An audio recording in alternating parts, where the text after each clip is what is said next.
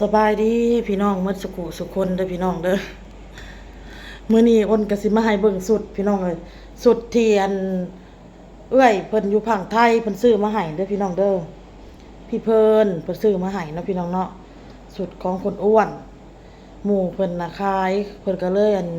ซื้อซอยเพิ่นก็เลยซื้อสุดสาวอวบมาให้อ้นเด้อพี่น้องเด้อมาเบิ่งพี่น้องมาเบิ่งว่างามบ่หรือว่าอ้นใส่นี่คือบ่พี่น้องมาเบิ่งเด้อพี่น้องเด้อว่าอ้นใส่นี่งามบ่หรือบ่งามมาพี่น้องเนาะคือบ่หรือบ่คือเด้อพี่น้องเด้อถ้า FC ติดตามอ้นเนาะพี่น้องตอนนั้นอ้นไปเฮ็ดงานอยู่ไทยน่ะเอื้อยเพิ่นก็ไปรับเด้อพี่น้องเด้อเอื้อยเพิ่นไปรับอ้นไปส่งบ่อนอ้นทำงานเนาะพี่น้องเนาะพี่เพิ่นนั่นน่ะเนาะพี่น้องเป็นหมู่ของเอื้อยอ้นเป็นเพื่อนพี่น้องเป็นเพื่อนของอ้นใหญ่เด้อพี่น้องเด้อเพิ่นซื้อมาให้2ชุดพี่น้องเอ้ยมีชุดที่อ้นใส่นี้เนาะพี่น้องเนาะแล้วก็กับอีกเสื้อตัวนึงพี่น้องแล้วก็ชุดตัวนี้น่ะมันก็มีอีกเสื้อตัวนึงแบบนี้แหละแบบเดียวกัน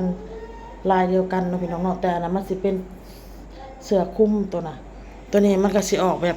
เซ็กซี่พี่น้องเอ้ยอ้นแล้วซื้อมาให้ได้หลายมื้อแล้วพี่น้องเอ้ยได้2-3มื้อมาแล้วบอกแต่ว่าอ้นใส่มื้อน่ะอ้นว่าสิถ่ายคลิปผัดผัวเพิ่นมาท่วงมาเต้มาท่วงว่าป้าว่าสมันงูเหลือมว่าซั่นอ้นก็เลยพาวถอดเลยผัวท่วงนั่นน่ะก็พาวถอดเลยบ่ใส่เนาะพี่น้องถอดออกมาแล้วก็ไปที่ตื่นมาอ้นก็ซักแล้วก็คือบ่เต้เพิ่นบ่ได้มาเนาะนี่อ้นก็เลยสิมานุ่งมาใส่ให้เบิ่งอ้นว่าทีแรกสิใส่ถ่ายคลิปนั่นแหละพี่น้อง จะให้ FC เบิ่งเนาะพี่น้องเนาะมันเป็นสุดกระโปรงพี่น้องเอ้ยหลายมื้อแล้วเอ้ยเพิ่นซื้อให้กับพี่น้องเอ้ยน้องน็อตก็มาลิ้นน้ำมันอยู่ข้างนอกพี่น้องเอ้ยแต่บ่ฮู้ว่าสิคือบ่อ้นใส่นี่เนาะพี่น้องเนาะหรือบ่คือ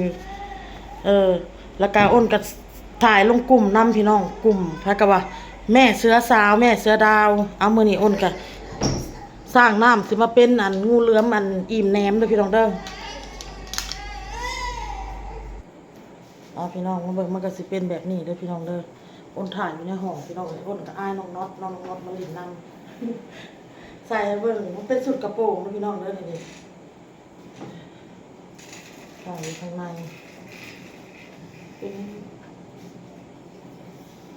เป็นแนวนี้พี่น้องถ้าอยากเห็นเต็มสุดเต็มยังกับพุ่นละต้องออกไปข้างนอกพี่น้องเนาะนี่เป็นจังไดพี่น้องอ้นใส่งามอยู่บ่คืออยู่บ่มื้อนี้สร้างน้ำสิมาเป็นเสือดาวพี่น้องหรือว่าสิมาเป็นงูเหลือมเนาะงูเหลือมอิ่มแหนมเด้อพี่น้องเด้อประมาณนี้เดี๋ยวสิให้เบิ่งให้เต็มสุดเลยเนาะแล้วก็มีนี่พี่น้องมีอ้นจะเบิ่งนี่มีเสือตัวนี้น้ำนี่เพิ่นซื้อให้เสือตัวนี้แล้วก็เสื้ออันนี้เป็นเสื้อที่แบบว่าบ่อยากใส่ตัวนี้แล้วก็คือใส่ตัวนี้มาพี่น้องเนาะนี่แบบมันได้2ฟิลพี่น้องนี่นี่เดี๋ยวอ้นจะให้เบิ่งสุดที่อ้นใส่เต็มสุดก่อนเนาะพี่น้องเนาะมันอ้นออกมาถ่ายข้างนอกแล้วพี่น้องเด้ออันนี้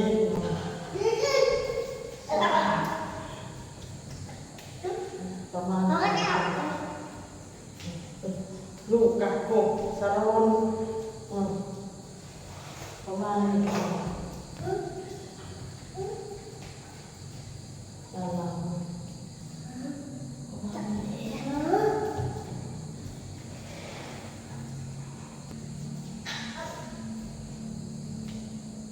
ประมาณนี้แหละพี่น้องเลยอันนี้โอ๊ตจะเปลี่ยนหนูตัวนั้นเลยพี่น้องเลยตัวนี้ก็เป็นฟิลตัวนี้น้องพี่น้องเนาะเลยเป็นเสื้อคลุมเลยพี่น้องเลย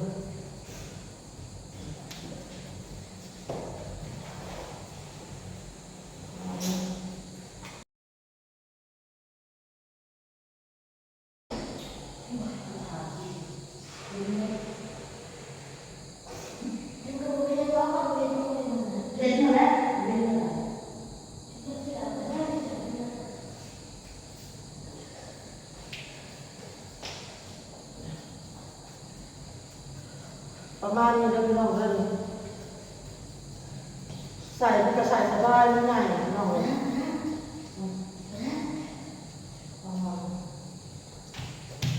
ประมาณนี้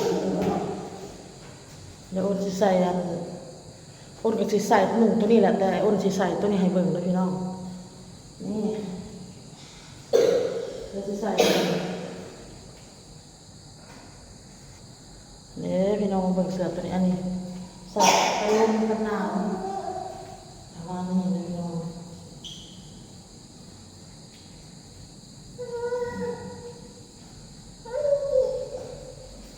ใส่เลยขอบใจเป็นละลายพี่น้องแล้วใส่หน้าหนาวนี่อุ่นนะจะได้เสื้อตัวนี้มันเป็นแพรแลนด์พี่น้องเอาพี่น้องบัดนี้ก็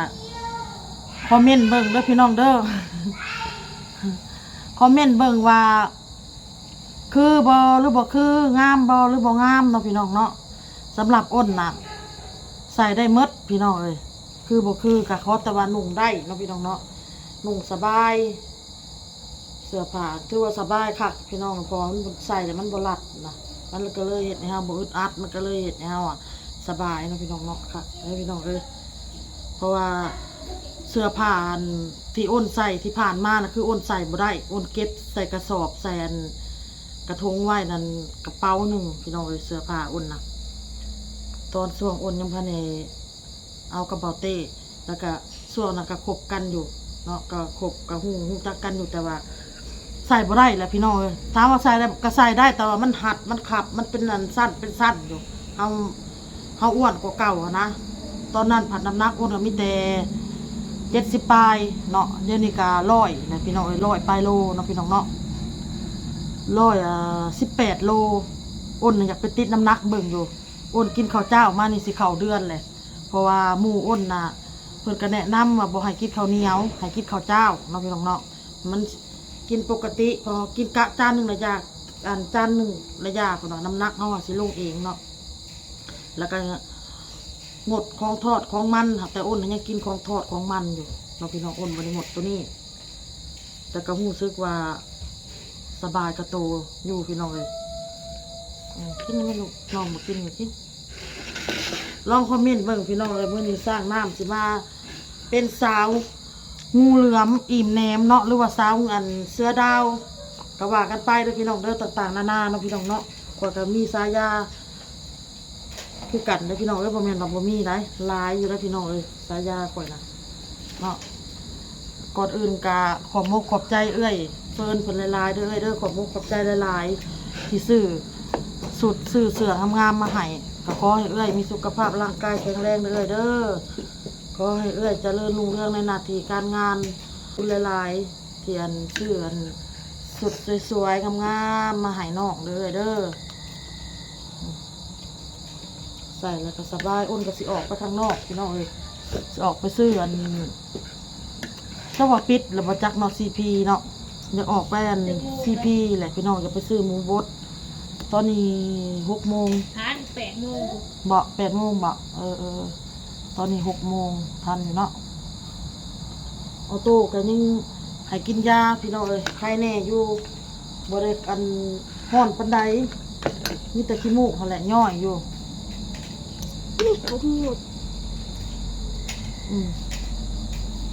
ไม่ได้งูเข่าไว้น้องบอลเนาะใส่แล้วก็งามแล้วพี่น้องเลยคอยว่าสิอ้นก็บอกใส่มาให้ผู้เบิ่งแน่ก็บ่ได้ใส่เบิ่งจักเทื่อ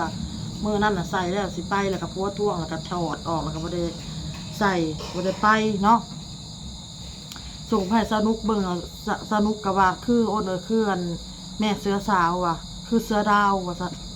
สนุกขนาดแม่จีบก็ว่านุกว่ะมึงเบิ่งดูว่ามันใส่พุงมันก็เห็ดใหญ่ๆสวดๆออกซะว่ะมึงลองใส่แล้วมึงย่างไปตลาดมึงดูอ้นว่ะแม่จีบเพิ่นว่ามึงสิกล้าย่างไปตลาดหรือบ่วะ